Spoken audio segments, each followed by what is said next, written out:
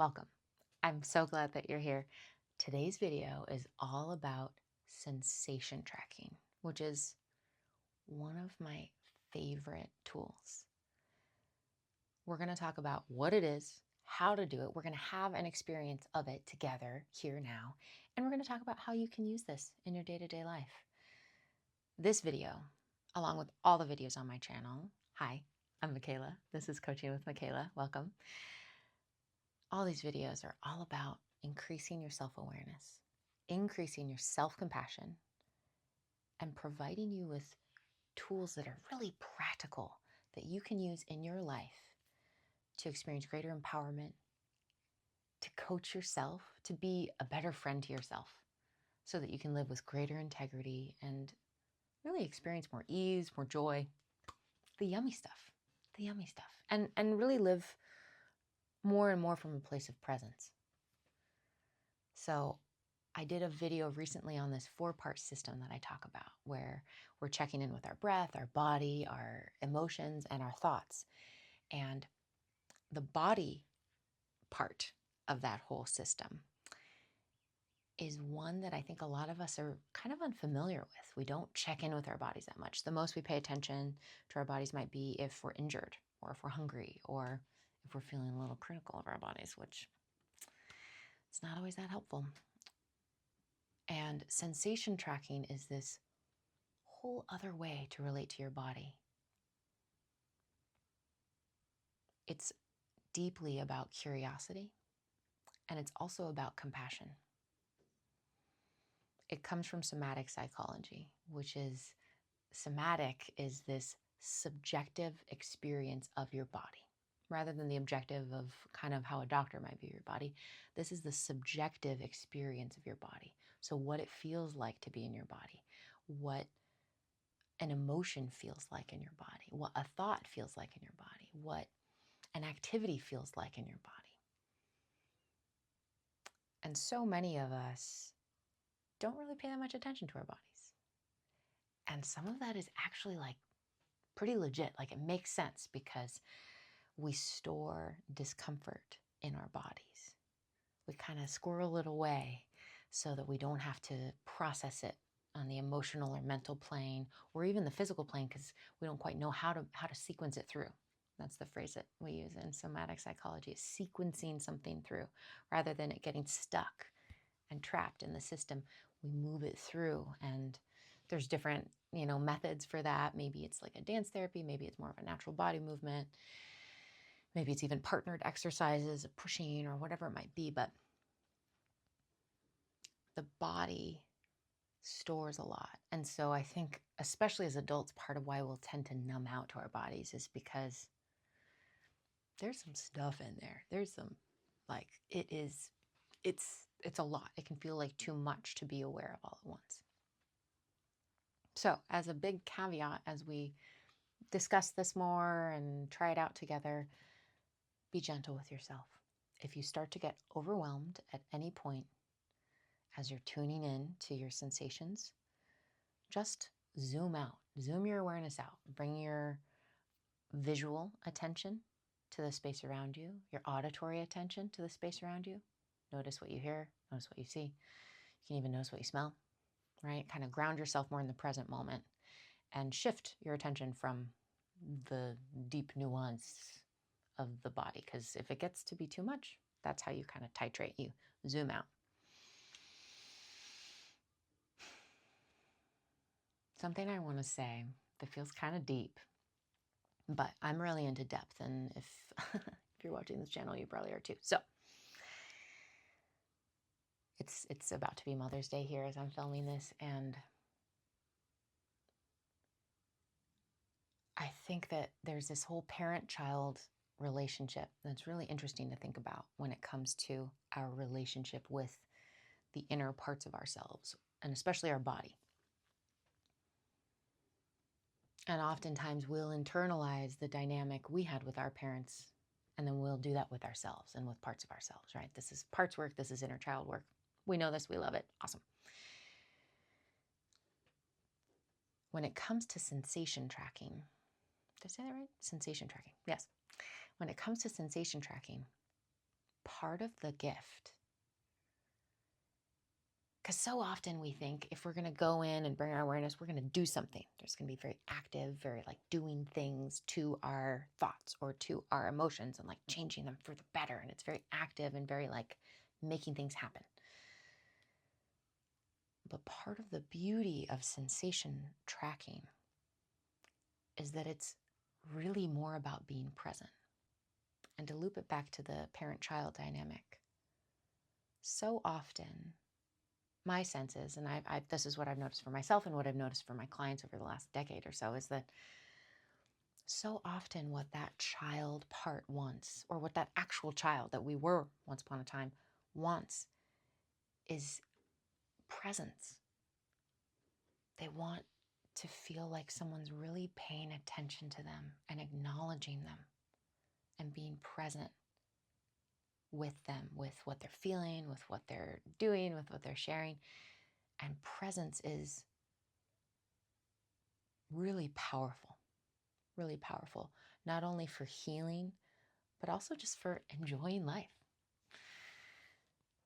And so with sensation tracking, part of why I wanted to share that is because I want you to approach this process as we do it together here today, and as you do it at any point in your life, approach it from a place of curious, compassionate presence. So you're leaning in, right? You're curious and you're soft in your heart. You're compassionate, you're warm, and your presence. There's like a still, steady presence to this. And from there, we can discover so much. Okay, so let's dive in. Yeah, I'm really glad we talked about that. That was good. Okay.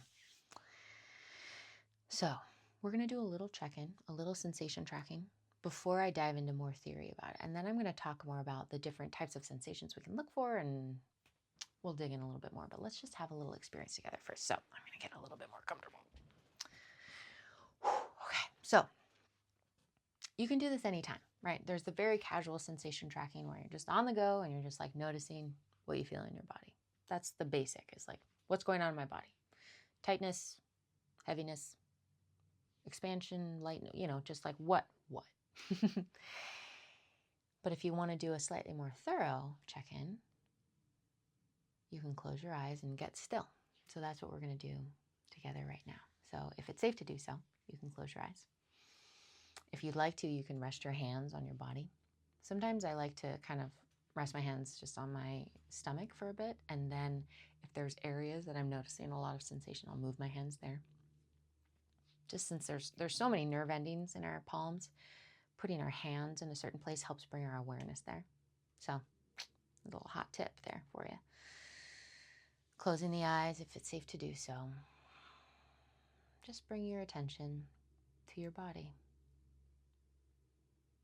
If it's helpful, you can scan your body. I like to either start at the top of my head and go down, or the bottom of my feet and work my way up. You can also just get really still and just notice which parts of your body are talking to you, which is a funny way to say it. But what do you notice in your body? What sensations do you feel?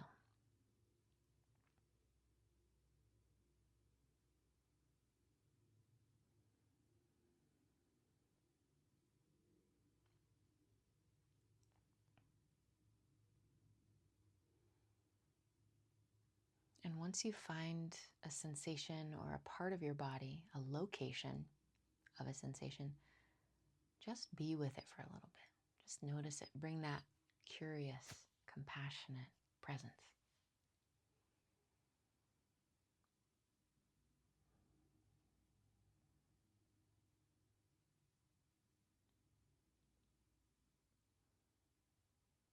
Sometimes curiosity likes having a specific thing to investigate. And so for that, I'll invite you to notice, does the sensation have a texture to it?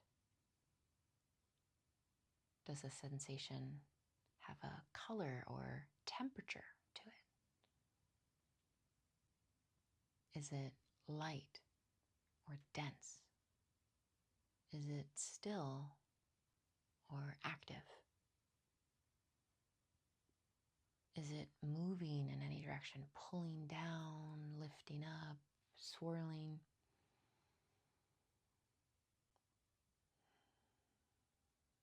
Notice any other qualities to it.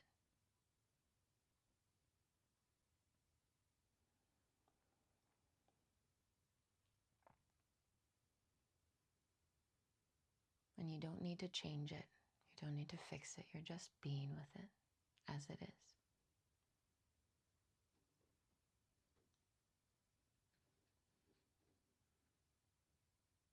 And if it starts to change or morph or move even into other areas of your body, that's okay too. Simply be curious, warm, compassionate, and present as the sensation does whatever it does.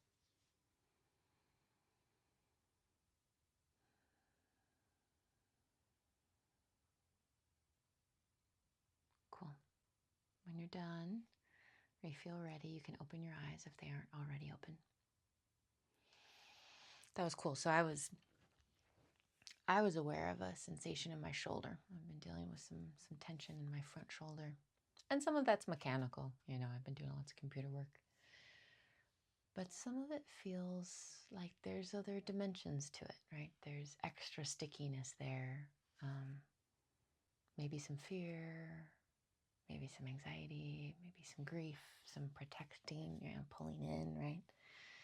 So there's different things that can show up in different areas. Now, I say all those things not because that's what I noticed when I was present with the sensation, but more because I've been doing this work for a long time, and I can notice the way that certain areas of my life interact with, a sensation in my body. So what did you notice? Did you notice sensations all over your body? Did you notice them in certain localized areas? If for any reason you're like, I didn't feel any sensations, or I just felt numb, or I just felt kind of freaked out, or like I didn't feel like I could do it, I want you to know that that's okay. It's totally normal. It happens. It happens all the time. And really, I just want to take a moment to acknowledge the wisdom of your body and saying like, hey, we're not ready to feel this right now. We don't want to do this right now. We're not ready. We need more support, or we don't want to do that right now because we got some big stuff that we're storing, whatever it is. Or maybe like you're on the go and you're about to have to go give a presentation and you don't want to open up the dimensionality of what's going on inside. It's totally okay. I also want to name that numbness is a feeling. That is a sensation, right? When your limb goes numb, what that feels like, even though it's numb is technically like the absence of feeling. It is a feeling. And oftentimes, when we feel numb, whether it's emotionally or this more somatic version of feeling numb, it's a sign that we're actually feeling so much that the system is overloaded. And so it goes to flatline. It goes to nothing. It's like we can't process how much is going on. Let's just go to static screen. And so really that numbness is an invitation to slow down, bring in more comfort, bring in more support, whether that's friends, loved ones, a hot cup of tea, good music, therapy, coaching, whatever it is, just more support if there's numbness. Now, I know there's also the tendency when people do this kind of thing, really when anybody does anything new as an adult especially, is to feel like you're doing it wrong. It's like, that's so common. It's comically common. And I just want you to know that chances are you're not doing it wrong. It takes practice to become more aware of what you're feeling in your body. It's kind of like learning a whole new language. So it's really okay if you don't feel like you did it right, or you don't feel like you knew what you were doing, or you just felt kind of discombobulated. that's actually a really good sign. It's like we're laying the initial pass through, let's say it was a jungle of chaotic signals and information. And we're starting to lay out a more organized pathway through that jungle. So the initial machete chop through the jungle is still kind of rough, right? It's kind of chaotic. But then as you go back, you clear things away, you tread on that path a few more times, you start to get more familiar with it, and it starts to become more established. So this first pass might still feel kind of like, huh, I don't know. And that's okay too. And even if it feels that way, gosh, I've had some times where I remember, because I've been practicing sensation tracking since college, because I learned about it in my second 2 years of college. And sometimes I would feel like, yeah, I'm doing it. This is great. I'm doing a great job. I'm totally doing the thing. And then there'd be certain emotions or certain challenges I was going through where either I was so activated that I felt disconnected from sensation or from my ability to have language around what I was feeling, or I just would feel so kind of distressed that I didn't feel like I could do anything well or right, or, it's just the shutdown was so strong. So that's something I honestly can still experience at times now, where it's like I feel like, oh, I've got these tools. I know how to communicate with myself, and there will be certain challenges that come up where it's like, ooh, I feel kind of like a beginner all over again. And so this is where the curious, compassionate presence, it's so important, because I think so often our mind goes into the failure framework, the binary failure or success framework, when the underlying goal is that we need to fix something or that something's wrong with us if we don't feel great all the time, or we don't feel like we can breathe amazing and we're fully relaxed and blah, blah, blah. And so just being present. What if there's nothing to fix? What if your job is simply to be with the sensation, be with the discomfort, be with the not knowing, be with the overwhelm as best you can, right? I have so many thoughts about that, but I'll save them for another video. So what I'd like to do now is talk about how we could do this in a practical way. So I kind of talked about like the extremes of, okay, how you might think you're doing it wrong, or how you might just numb out or not feel like you can connect. But let's say you can connect. Let's say you did feel some sensations, because chances are you did. You probably at least felt like, oh, there's tightness here, or there's heaviness there, or there's a clenching, or things like that. There's a lot of movement here. There's a lot of stillness there. And what I want to talk about here is having these different vocabulary words to play with is really helpful. So some of the things I asked you as we were going through that process was these kind of polar opposites, right? We have tightness and we have expansion. We have heaviness and we have lightness. We have stillness and we have movement or agitation. Those are some pairings that I really find are helpful to check in with. Lightness, heaviness, tightness or expansion. Another one is like tension or relaxation. That's a really common one to check in for. But notice what resonates for you. Notice what kind of speaks to what you're feeling. Now, where it gets like a little more creative and fun is when we're inquiring about the texture, the color. Because, and this is where it starts to dip into deeper kind of somatic psychology work and kind of like subconscious communication work of noticing if the sensation has a shape or a color or a texture.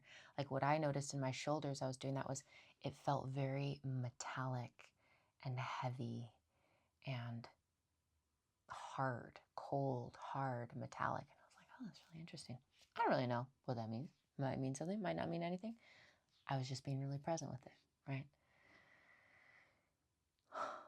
And what's cool is, you guys, I'm so excited to talk about this. This is great that this came up in this video.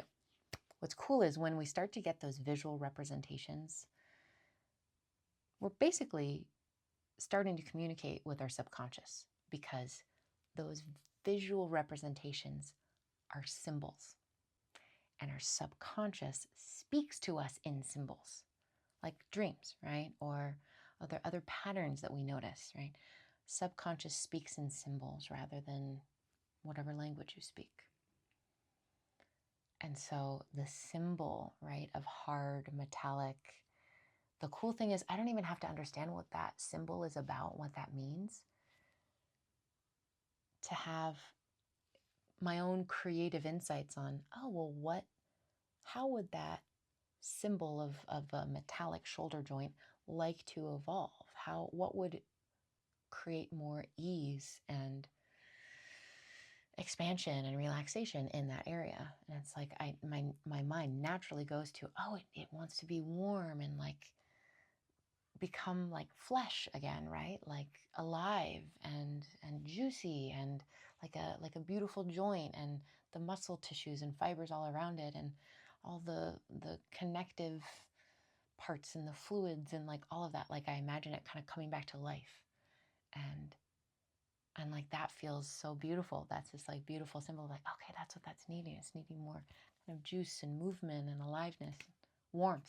That really stands out. So sometimes sensation tracking, especially as we go deeper with it, it can be this gorgeous segue into this subconscious dialogue of symbols. And those symbols can be such a clear way for us to understand what we might need instead. So that's like kind of advanced, but I know you can handle it. Here we are. We're going deep. We can't help it. Now,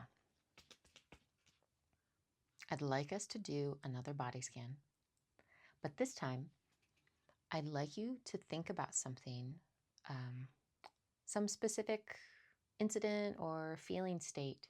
And it doesn't have to be negative or uncomfortable. It doesn't have to be positive or comfortable. It could be either of those two, but like some kind of heightened state where it's different than your kind of neutral going about life state. So I think for me, what am I going to picture? I've got a trip coming up. So I think I'm going to think about, frequently the night before a trip, I can get kind of twirly, like I have a lot to do, and like I procrastinate packing, and I can feel like, but I need to go to sleep, but I'm kind of can't go to sleep, and it can be a little swirly for me. So I'm going to imagine that time, and that's what I'm going to do sensation tracking around. So think about some situation, whether it's something coming up or something that has happened in the past. Nothing too extreme, just something that's like a heightened state. I also do jujitsu, so I could totally picture like leading a jujitsu class or being in a particularly challenging sparring round, and like what that feels like, right? So those are other examples. So there you are. You've chosen your thing you're going to focus on. You're kind of imagining that situation, thinking about being in that situation, closing your eyes if you feel like that's safe to do so. And you can bring your attention to your body. I'm going to do a body scan this time, from the top of my head all the way down to my feet.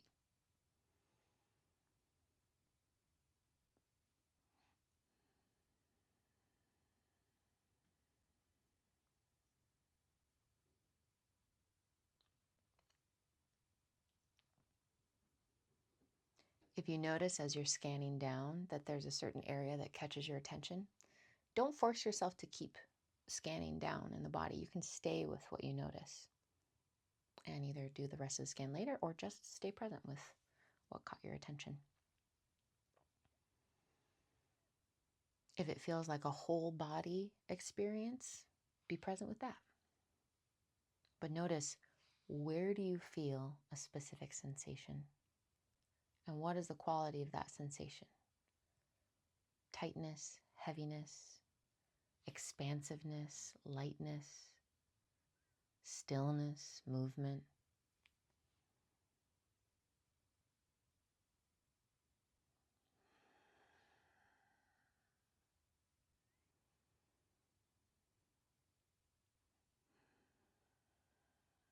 And if you can even do this out loud. Describe it out loud.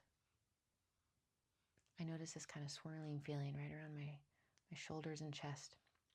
Almost like I'm a little dizzy.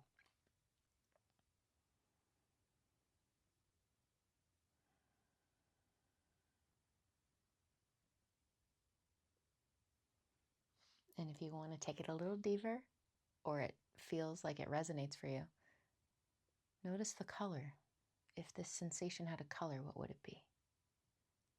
If it had a texture, what would it be? If it had a density, is it super dispersed like a cloud, or is it really dense like a rock or a piece of lead?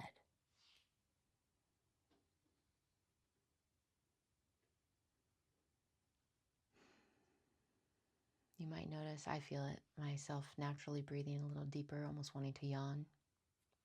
Go for it. Breathe deeply. Let yourself yawn. That's great. And remember, we're here simply to be present. Curious, compassionate awareness and presence.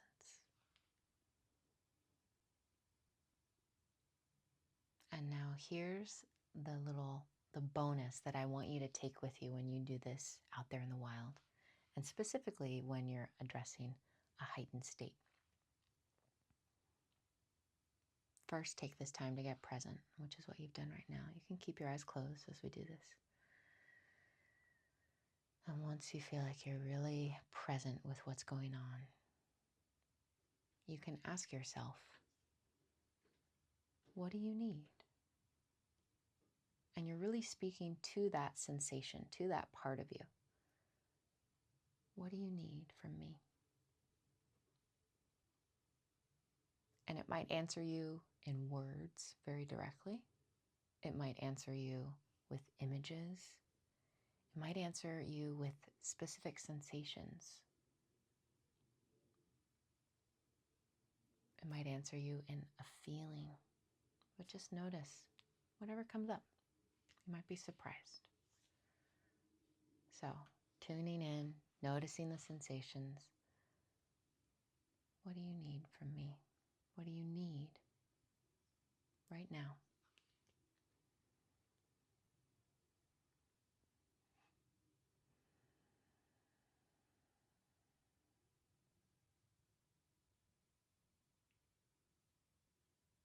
Good. If you want to stay here a little longer, you can pause the video. But if you're ready, you can open your eyes and come on out. That was so lovely.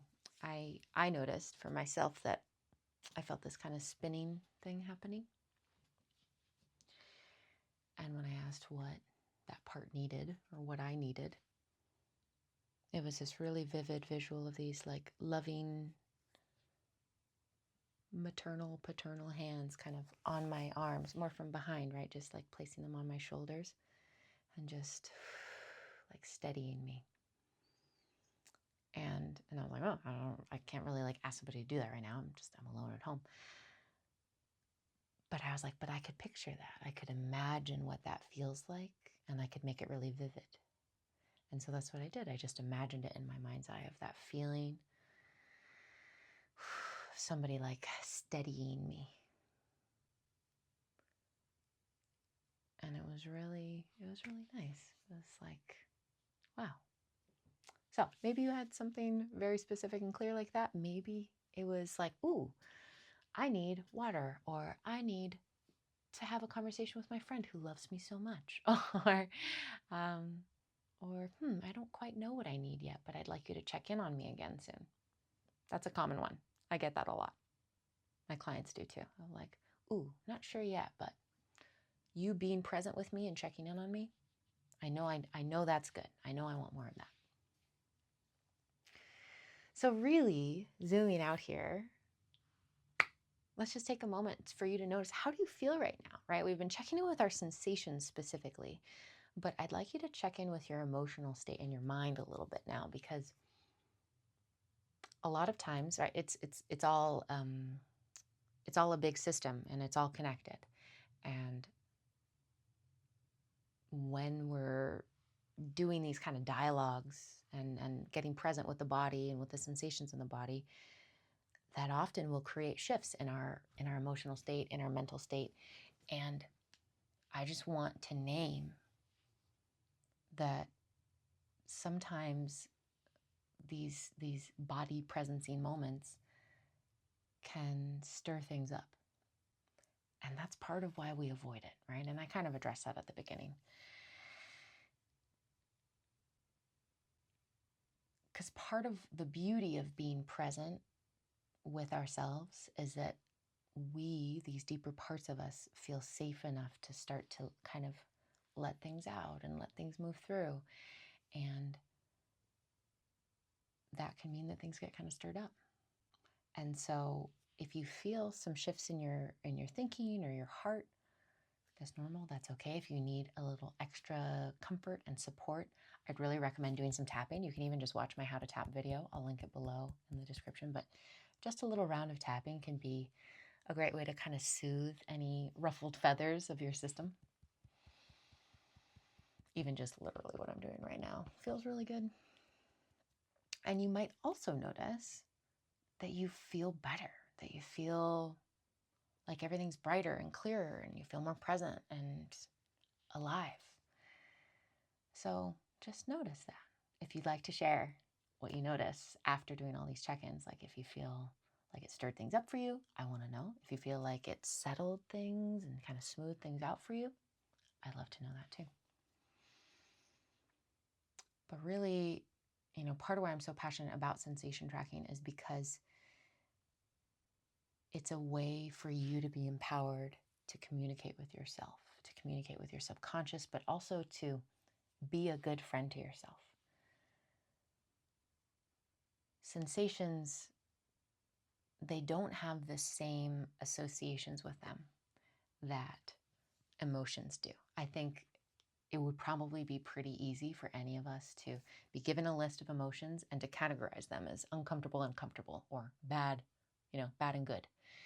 But sensations in the body, there's more neutrality to that. It's just like, yeah, I just feel this like heat in my ankle, or I feel this swirling in my solar plexus, or it's less of a judgment and it's more of a curiosity. And I think that's partly why sensation tracking is so cool, is that you could take a feeling state of sadness or anger, but if you get really clear on the specifics of the sensation, it's like, for me, a lot of times when I feel angry, I feel all this tingling in my arms and heat, and I can feel this kind of like rumbling in my chest. And like there's just all this energy here. That's so different than I'm angry. I have all this energy in my arms, right? And what's so cool is that it's like, oh, there's a lot of energy in my arms. I think I should do something with that energy. I think I want to move with that energy. I think or the rumbling in my chest, maybe I need to make some sounds. There's more of a clear line of action to take when we get clear about the sensations. Whereas when it's just the feeling label, it can feel more overwhelming and big and like, I don't know what to do with that. I guess I'm angry. Oh, well. So there's a dynamism. I think that's what I'm saying here, is like there's a dynamism to sensations. They're dynamic, they change. They're not so fixed and absolute. They're more nuanced and approachable, right? It's like all these places we can connect with them and do things. So I'd like to encourage you all to play with sensation tracking in your own life. And that could be as simple as just like checking in. Maybe it's in the morning, maybe it's in the evening, maybe it's at certain transitions throughout the day. But just get curious about what sensations you're feeling in your body, rather than giving it some label of, oh, I'm pissed, or I'm annoyed, or I'm overwhelmed, or I'm sad. Notice what you feel in your body. How is that feeling showing up in your body? And bonus tips, or not tips, bonus points. Bonus points if you want to try this when you're feeling good, because that yummy feeling will show up as sensations in your body too. And it's good to get to know those as well. So I hope that this helped you get closer with yourself, build greater familiarity, and that this tool can empower you on your journey, whatever that may hold. So more soon. I'm really glad you're here for this. Thank you. Thank you for watching till the end if you're still here. Wow. I'm impressed. All right. Take care.